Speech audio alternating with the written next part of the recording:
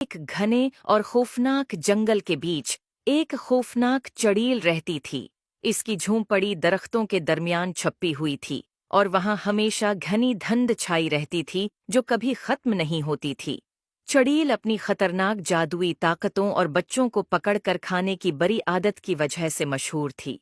करीब के गांव में दो बहादुर बहन भाई माया और अहमद रहते थे। उन्होंने चड़ील के खौफनाक किस्से सुने थे मगर उन पर कभी यकीन नहीं किया।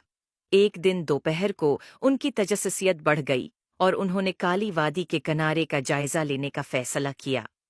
जैसे जैसे वो जंगल में आगे बढ़े उन्होंने रोशन सरखबीर का एक रास्ता देखा जो मजीद जंगल की तरफ जा रहा था।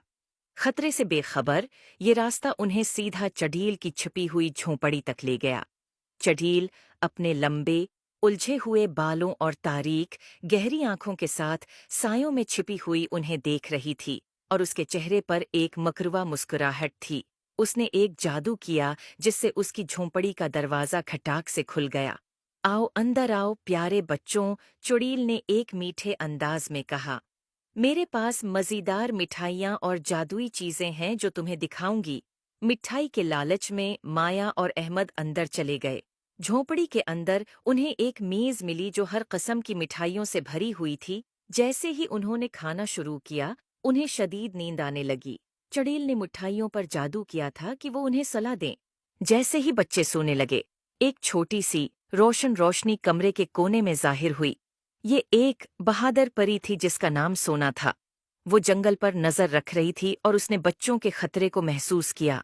सोना ने अपनी नन्ही छुरी से एक ताकतूर जादू किया जिसने बच्चों पर लगी जादुई नींद को तोड़ दिया।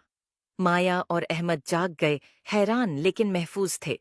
सोना ने उन्हें जल्दी से दरवाजे की तरफ रहनुमाई की और उन्हें फरार होने का इशारा दिया। चड़ील जब उसने देखा कि उसका शिकार भाग रहा है, चड़ील ने सोना पर जादू करने की कोशिश की, लेकिन सोना की जादुई ताकत ज्यादा मजबूत थी और उसने बच्चों के गर्द हिफाजती हिसार बना दिया। अपनी छुरी के एक और वार से सोना ने चड़ील को एक तितली में तब्दील कर दिया। तितली उड़ती हुई जंगल में उड़ गई और कभी वापस नहीं आई। सोना ने मुस्कुराकर बच्चों से कहा, अब तुम महफूज हो।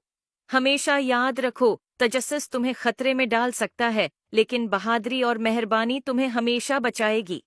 उम्मीद है आपको स्टोरी पसंद आई होगी। Please like and subscribe my YouTube channel.